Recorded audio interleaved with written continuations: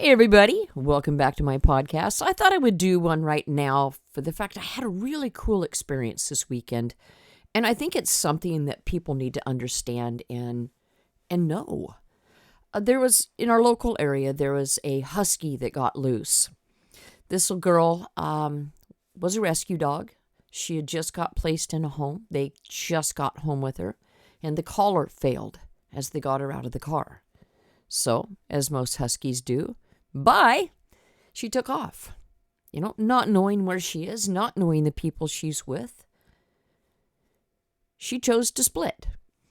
So they had searched for her all night. Half the town was out looking for this dog and chasing this dog and tracking it down. You could watch the comments on Facebook. She's on such and such street. Just saw her here, just saw her there. So I watched it. It's dark. It's at night. Not the time you want to chase a dog. So I chose not to jump out there yet. The next morning rolls around. A report that the husky had killed a chicken, but yet the dog was never seen killing a chicken. Someone found their chicken dead. So right there, bam, second strike against her.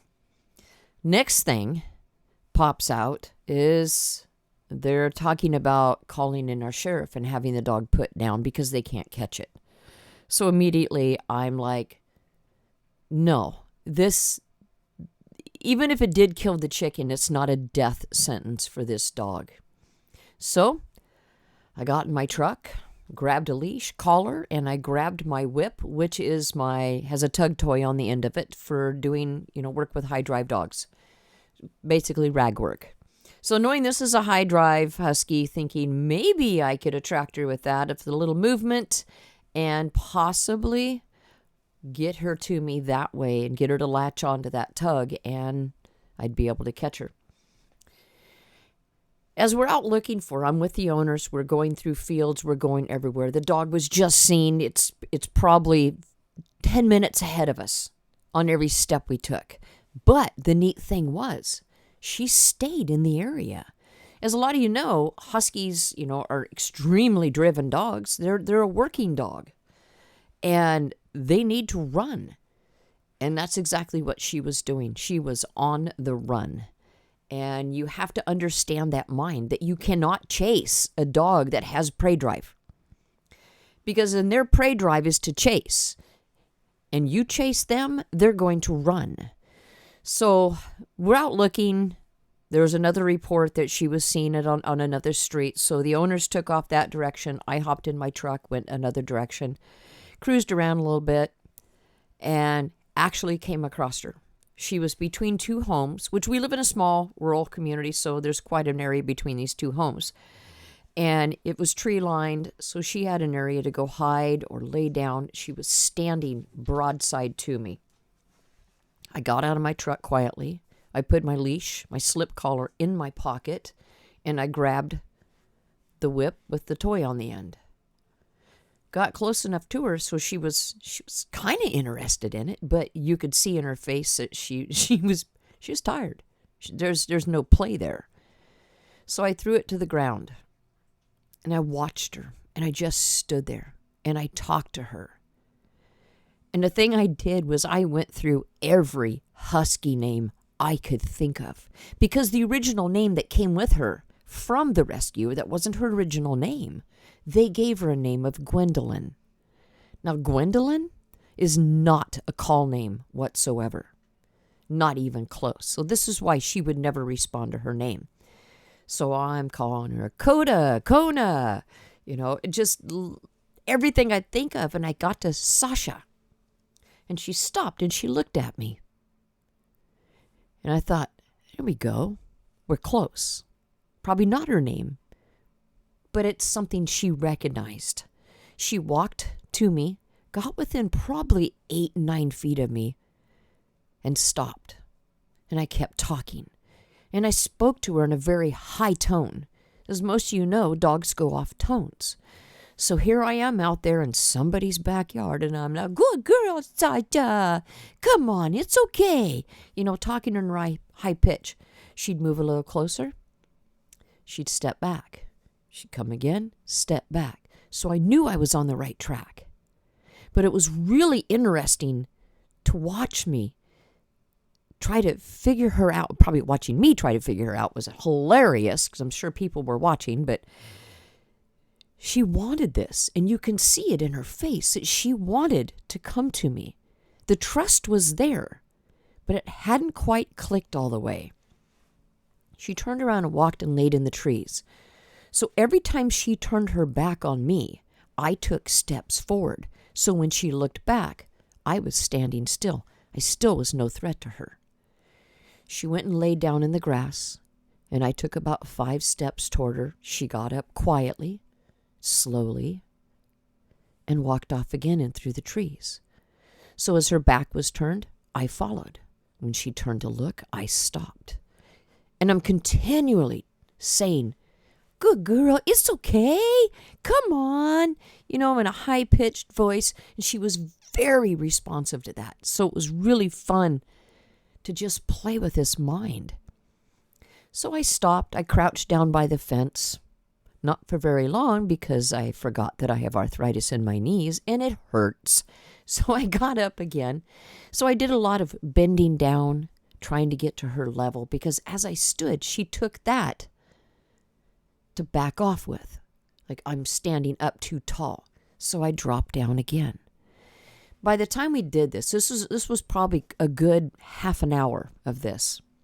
She continued down this path, and she'd zigzag out of the trees, and I'd stop and just talk to her. Again, you can see in her face that she's over this. She's done. And I kept telling her that. It's okay. It can be over.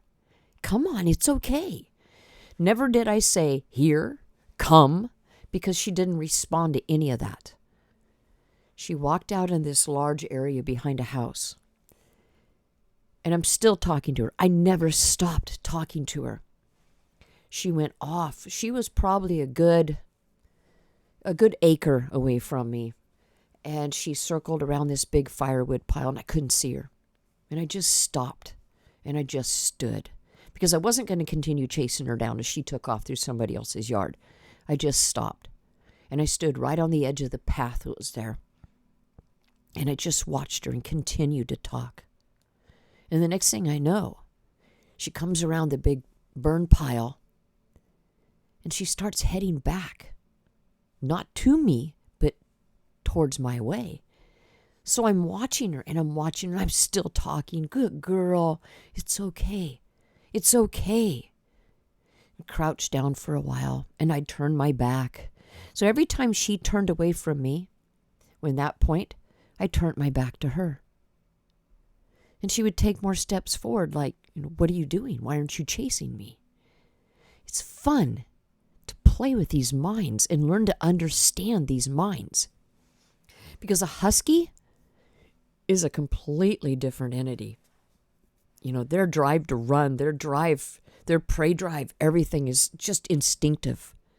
And this is one of the problems with these huskies being in town, in backyards and in homes, is you don't know what you have. A lot of people put harnesses on these dogs because they think they have a better grasp on them. But what you've done is you've put a pulling device on them.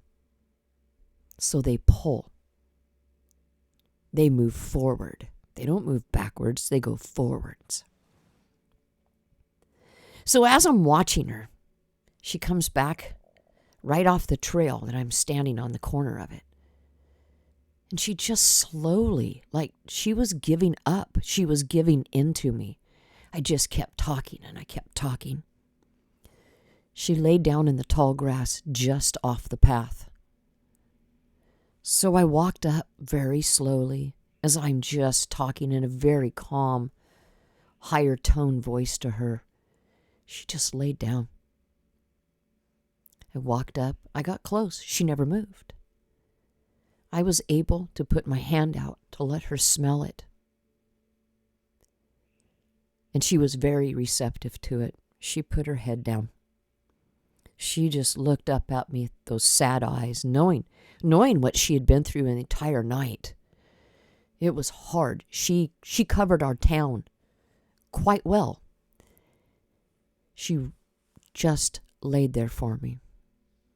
I pet her on the side of the face. Now, understanding dogs and their pressure points, there are very calming points on the dog's body that you can touch, that they will start to relax. And on the side of the face is one of them, or the ears.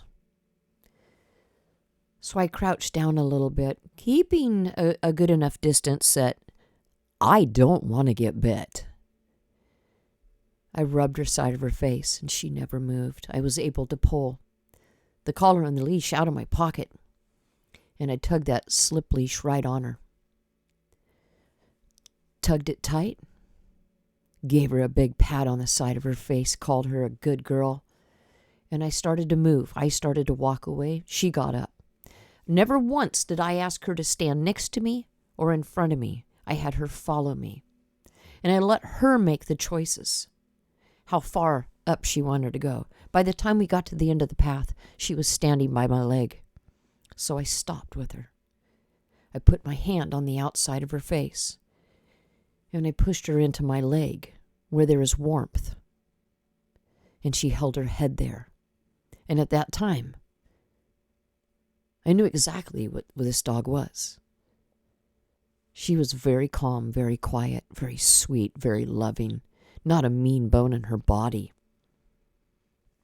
I checked her over a little bit. She was skinny.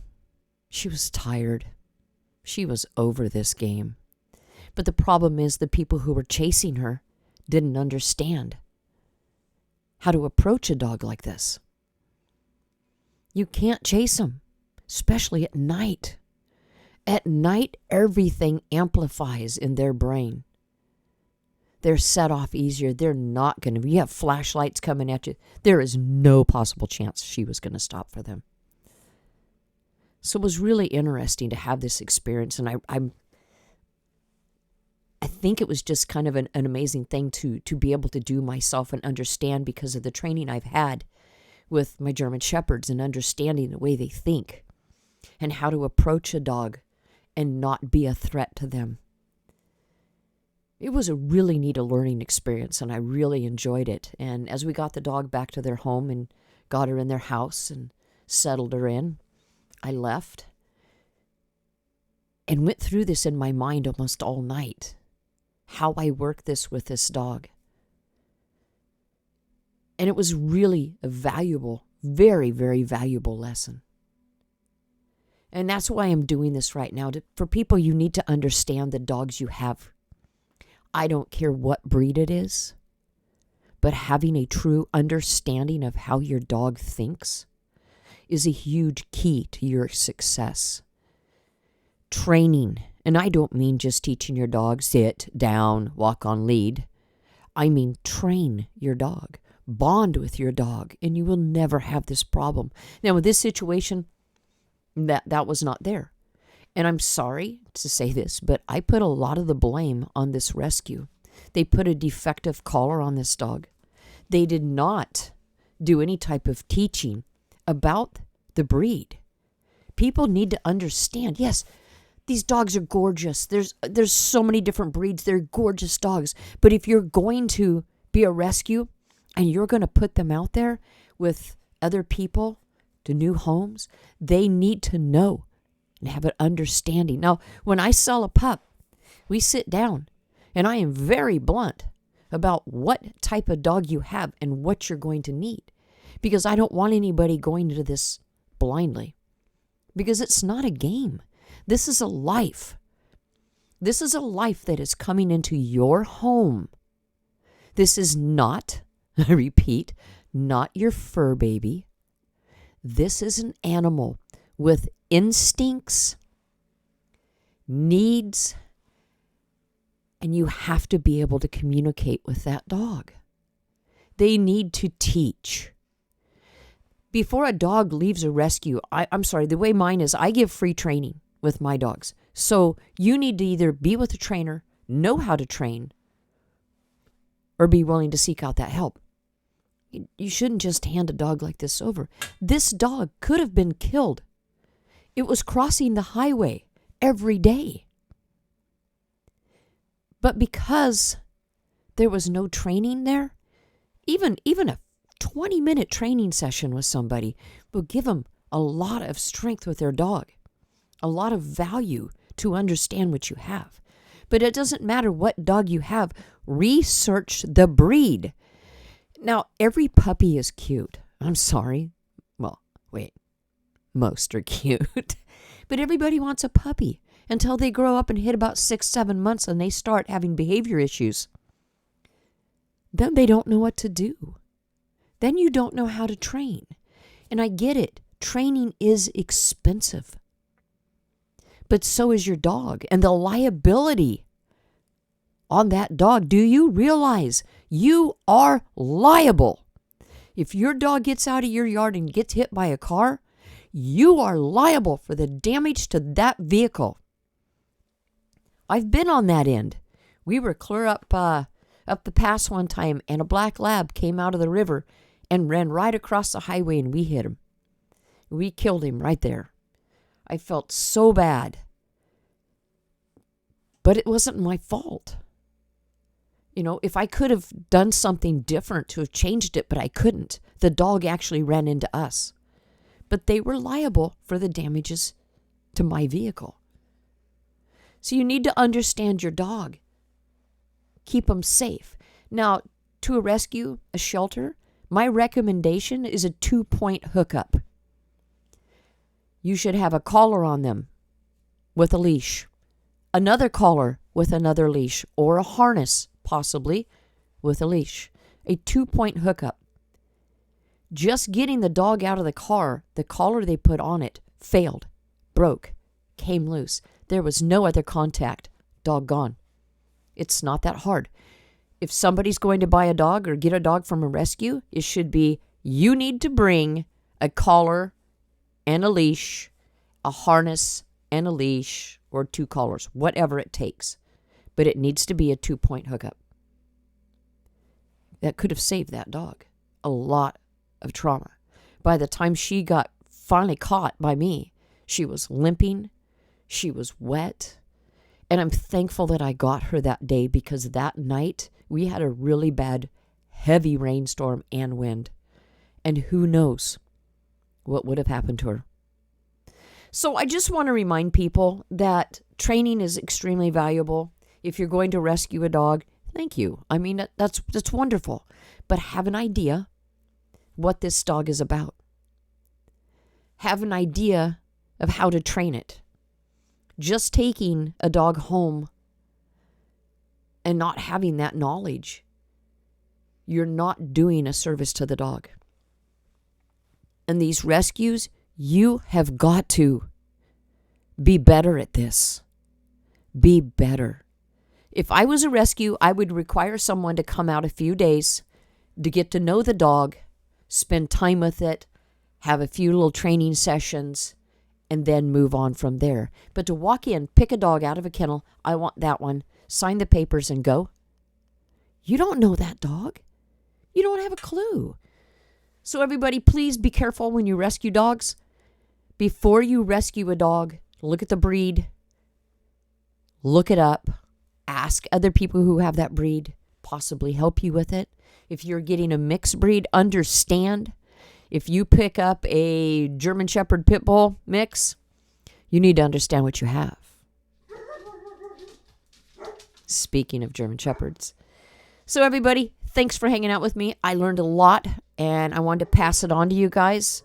That slow movement, never let the dog see you move. Take those steps quietly, calmly. Speak to them in a nice high tone because it's soothing to them. If you understand the dog's mind and how they operate with other dogs, it's different. When we use a low tone voice, that's negative. When we use a high tone, that's a positive. It's understanding how to speak to your dog when situations get rough. And I've had to do it. I've had dogs get so amped around here that we've had to draw them back down. Like the one that's trying to figure out what he's barking at right now. That is Simon. So, hey guys, thank you for hanging out with me. And keep training. Keep doing what you're doing. Let's get these dogs done. You guys have a wonderful day. Be careful when you rescue. Be careful when you adopt a dog. Have some understanding. Have some patience and work with them. And if they don't work well with you, get them in another home that will work well with them. Thanks, everybody.